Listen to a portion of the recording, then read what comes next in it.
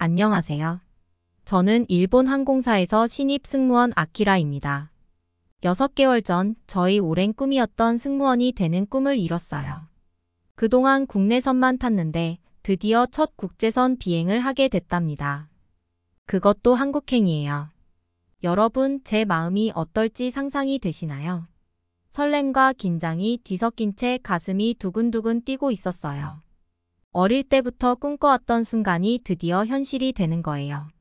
하늘을 날며 세계 각국의 사람들을 만나는 그 순간이 제 눈앞에 있다니 정말 믿기지 않았어요. 아침 일찍 일어나 거울 앞에 섰을 때 제 모습이 낯설게 느껴졌어요. 깔끔하게 빗어 넘긴 머리, 단정한 유니폼, 그리고 얼굴에 번진 미소. 이게 정말 제 모습인가 싶더라고요. 6개월 전만 해도 승무원 학교에서 열심히 공부하던 학생이었는데 이제는 진짜 승무원이 되어 국제선을 타게 된 거예요. 비행기에 오르기 전 동료들과 함께 브리핑을 했어요. 선배 승무원들이 친절하게 조언도 해주시고 격려도 해주셔서 정말 감사했죠. 아키라, 너의 첫 국제선이지? 긴장하지 마. 우리가 다 도와줄 테니까. 이런 말씀을 들으니 조금은 안심이 됐어요. 그런데 브리핑 중에 기장님께서 중요한 정보를 공유해 주셨어요. 일본을 강타한 태풍 산산에 대한 최신 뉴스였죠. 기장님께서 말씀하시길 태풍 산산이 일본 남부를 강타해 큰 피해를 주고 있습니다. 현재 수많은 가구가 정전되었고 일부 지역에서는 대피 명령이 내려졌다고 합니다. 우리의 비행 경로는 태풍의 영향권에서 벗어나 있지만 기상 상황을 주의 깊게 모니터링할 예정입니다. 이 소식을 들으니 마음이 무거워졌어요. 우리나라에 큰 피해가 있다니 정말 걱정됐죠. 하지만 동시에 우리의 비행 안전에 대해서도 생각하지 않을 수 없었어요. 기장님께서는 계속해서 말씀하셨어요. 비행 중 난기류를 만날 가능성이 있습니다. 승객들의 안전을 위해 평소보다 더 주의를 기울여 주시기 바랍니다. 특히 안전벨트 착용 안내에 신경 써주세요. 이 브리핑을 통해 우리의 임무가 얼마나 중요한지 다시 한번 느낄 수 있었어요. 단순히 서비스를 제공하는 것뿐만 아니라 승객들의 안전을 책임지는 중요한 역할을 하고 있다는 걸 깨달았죠. 하지만 한 가지 걱정되는 게 있었어요. 바로 날씨였죠. 일기예보를 보니 태풍이 온다고 하더라고요. 첫 국제선인데 날씨까지 안 좋다니 하는 생각에 조금 걱정이 되기도 했어요. 하지만 저희 기장님께서 안전이 최우선이다, 걱정하지 말라고 말씀해 주셔서 마음을 달랬죠. 이런 상황에서 제 첫 국제선 비행을 시작하게 되어 긴장도 되고 설레기도 했어요. 어떤 일이 일어날지 모르지만 최선을 다해 승객들의 안전과 편안함을 위해 노력하겠다고 다짐했답니다. 비행기에 올라 객실을 점검하는데 문득 이런 생각이 들더라고요. 와, 내가 정말 여기 있구나. 객실의 모든 것이 새롭고 특별하게 느껴졌어요. 평소에 보던 것과 같은 의자, 같은 복도인데 왠지 모르게 다르게 보이는 거예요. 승객들이 탑승하기 시작했어요. 처음으로 외국인 승객들을 맞이하는 거라 긴장도 되고 설레기도 했죠. 영어로 인사를 건네는데 목소리가 떨리는 게 느껴졌어요. 괜찮아, 아키라. 넌 할 수 있어. 스스로를 다독이며 환한 미소로 승객들을 맞이했답니다. 비행기가 이륙할 때 제 심장도 함께 솟구치는 것 같았어요. 창밖으로 보이는 도쿄의 풍경이 점점 작아지더니 이내 구름 위로 올라갔죠. 그 순간 나 정말 국제선 승무원이 됐구나 하는 생각이 확 들더라고요. 비행 중에는 정신없이 바빴어요. 음료 서비스부터 기내식 제공, 승객들의 요청 처리까지. 하지만 이 모든 게 즐거웠어요. 제가 꿈꿔왔던 그 순간을 살고 있다는 게 실감났거든요. 특히 한국 승객분들과 대화를 나눌 때 정말 기분이 좋았어요. 제가 배운 한국어로 안녕하세요, 무엇을 도와드릴까? 라고 말씀드렸더니 다들 놀라시면서 와, 한국어를 잘하시네요. 라고 칭찬해 주셨죠.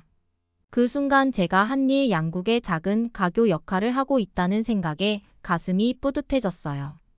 뿌듯함도 잠시, 갑자기 쿵 하고 비행기가 크게 흔들렸는데 그 순간 여기저기서 비명 소리가 들렸어요. 비행기가 흔들리기 시작하자마자 승객들 사이에서 술렁거림이 일었어요. 어떤 승객은 자리에서 벌떡 일어나 떨어지는 거 아니에요. 라고 소리치셨죠. 저도 놀라서 심장이 멎는 줄 알았어요.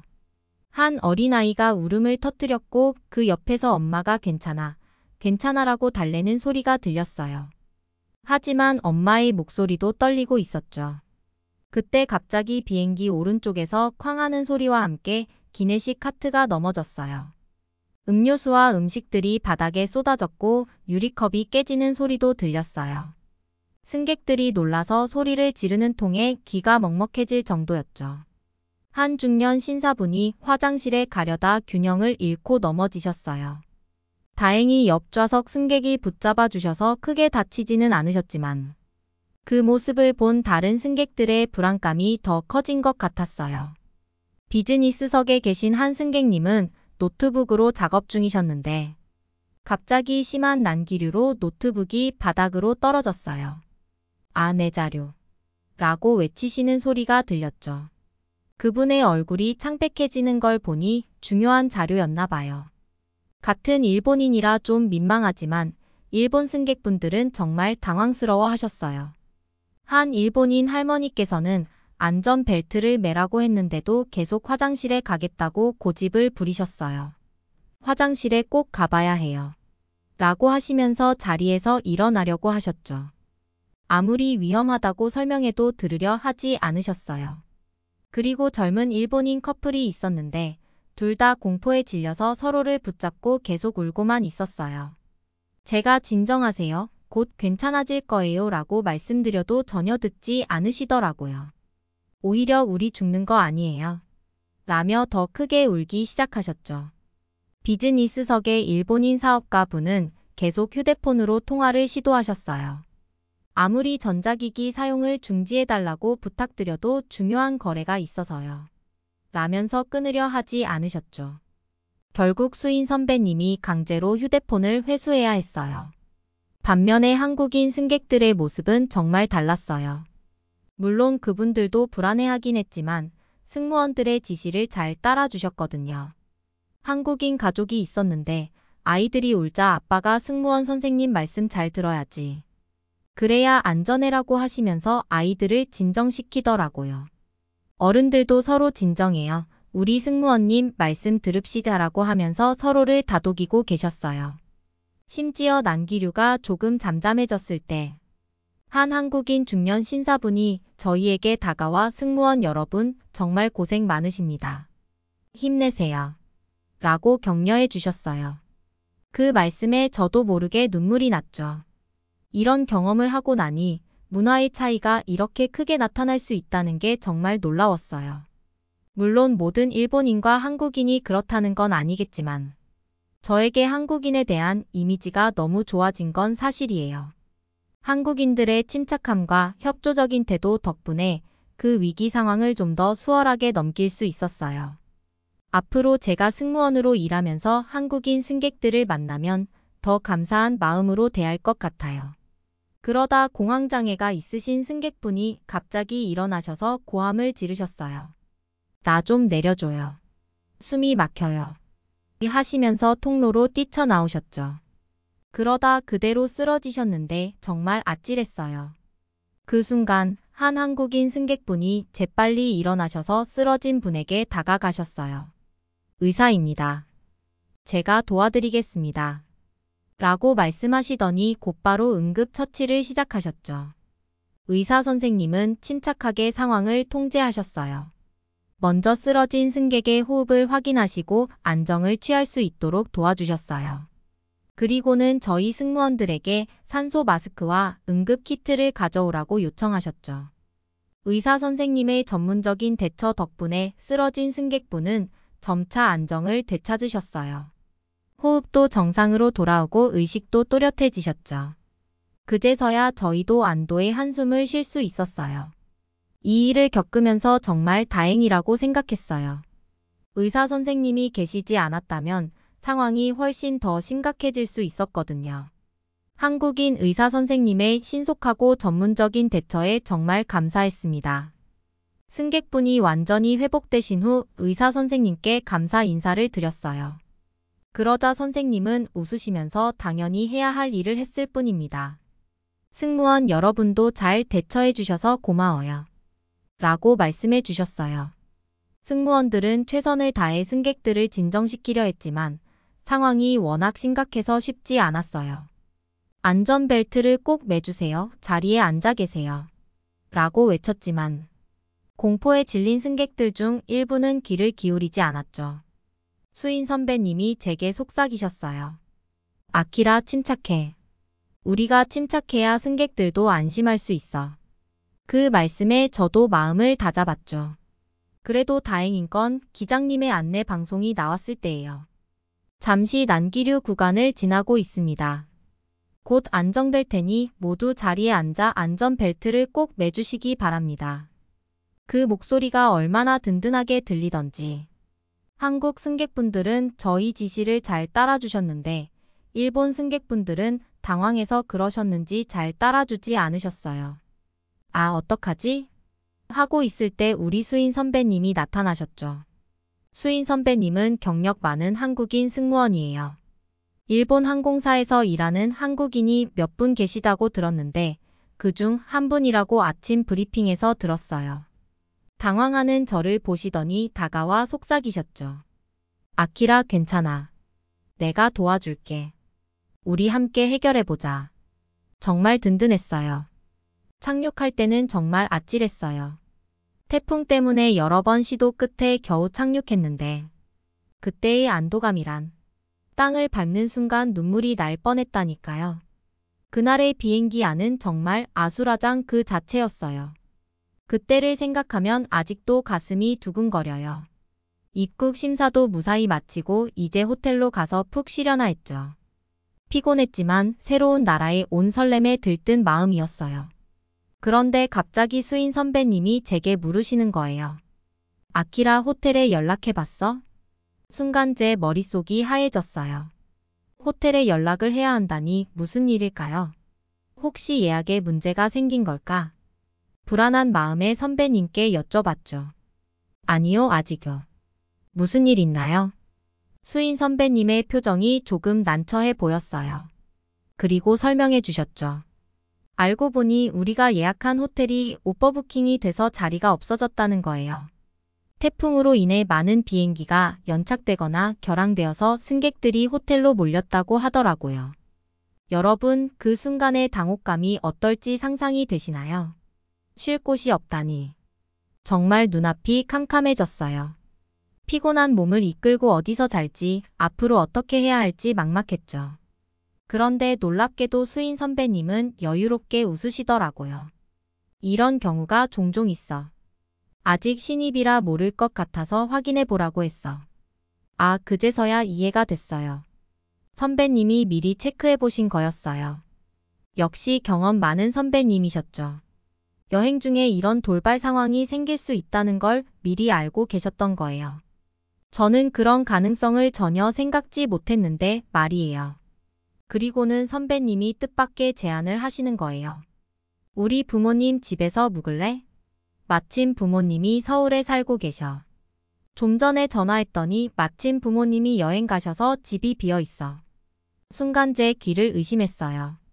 한국인의 집에 초대받다니 이런 기회가 또 있을까요? 너무 기쁘고 설레서 어쩔 줄 몰랐어요.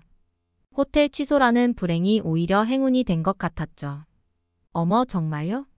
제가 한국에 와본 적은 있지만 한국인 집에 가보는 건 처음이라 얼마나 두근거리는지 몰라요. 수인 선배님은 제 반응을 보고 흐뭇해 하셨어요. 그래, 그럼 결정됐네. 우리 집으로 가자. 부모님이 안 계셔서 좀 더 편하게 쉴 수 있을 거야. 이때 수인 선배님에 대해 좀 더 알게 됐어요. 선배님은 우리 일본 항공사에서 일하시는 한국인이셨고 주로 일본에서 생활하고 계셨어요. 그런데 부모님은 여전히 서울에 살고 계신다고 하더라고요.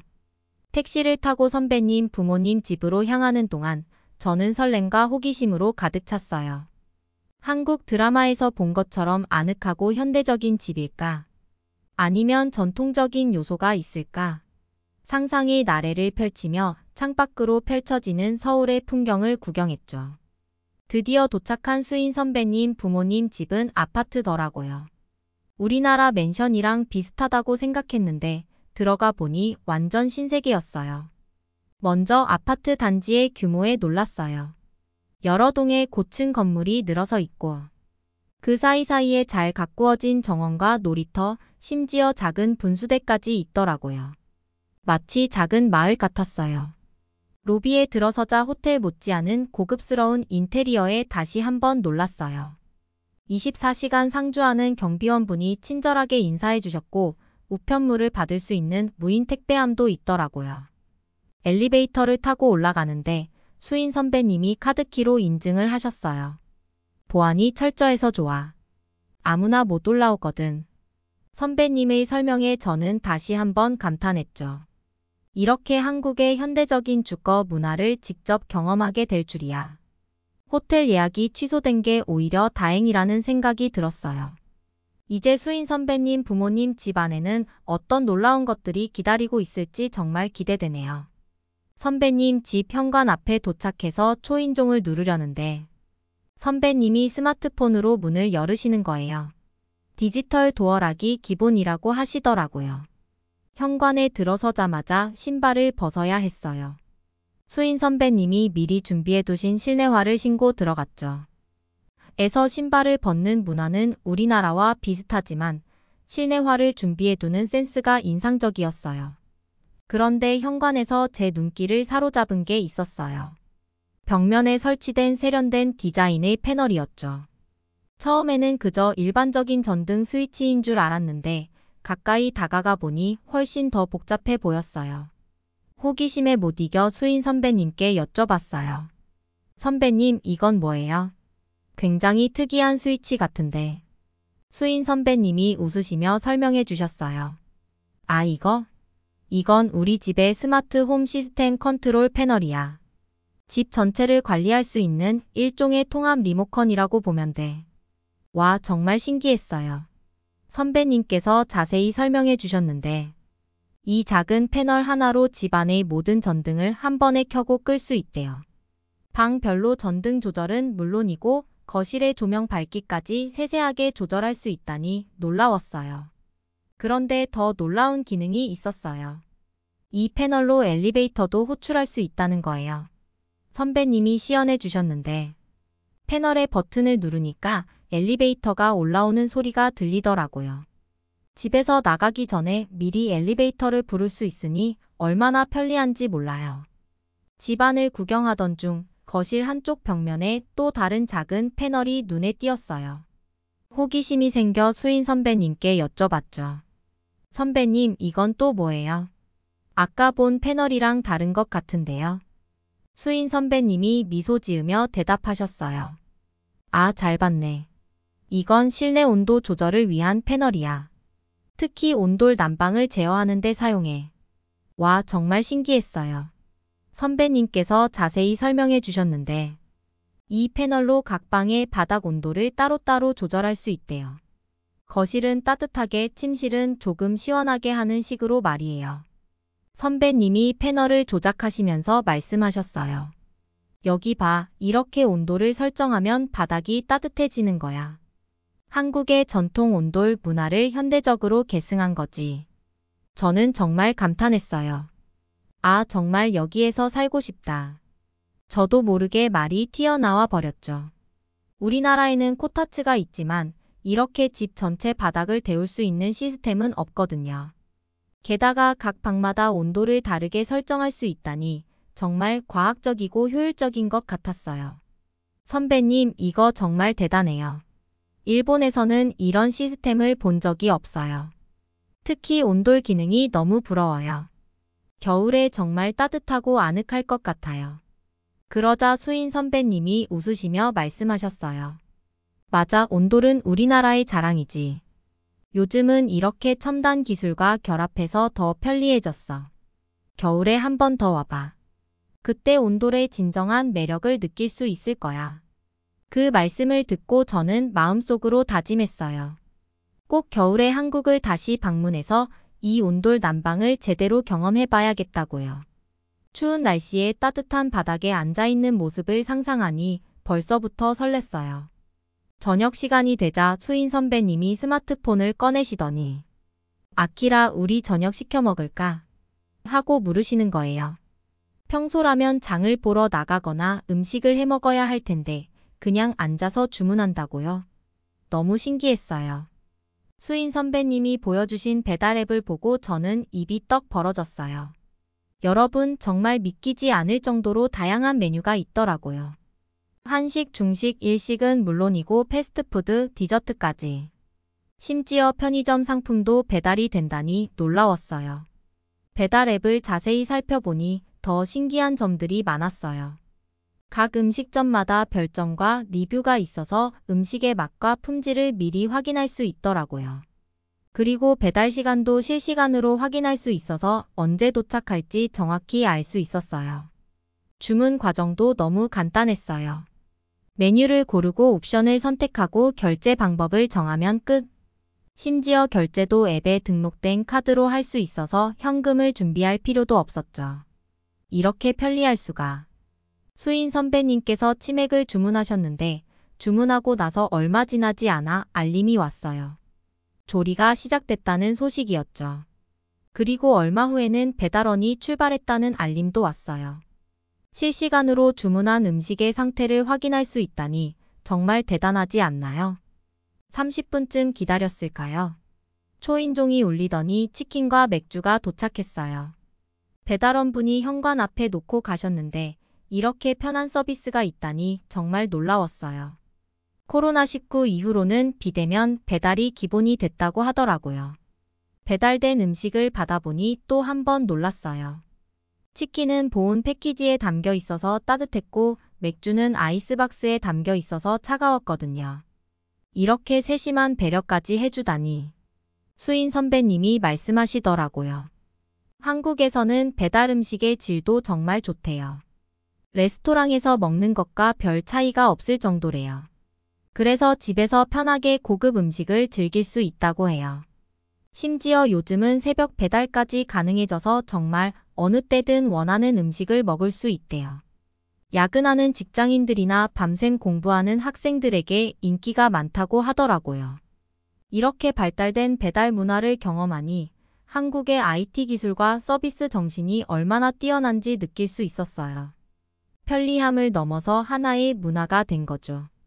여러분, 여행을 하면서 그 나라의 일상적인 문화를 경험하는 것만큼 특별한 게 또 있을까요? 저는 이번 배달 음식 주문 경험을 통해 한국 문화의 또 다른 매력을 발견한 것 같아요. 다음 날 아침 태풍이 너무 걱정됐지만 일본으로 돌아가는 비행기를 타야 했어요. 수인 선배님이 배웅해 주시면서 말씀하셨죠. 아키라, 다음에 또 와. 그때는 내가 서울 구경 시켜줄게. 정말 가슴이 따뜻해졌어요.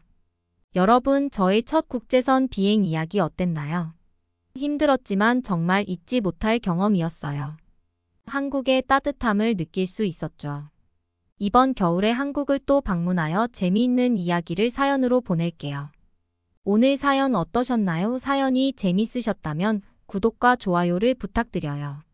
더 재밌는 사연을 소개해드리는데 큰 힘이 된답니다. 그럼 다음 영상으로 찾아오겠습니다. 감사합니다.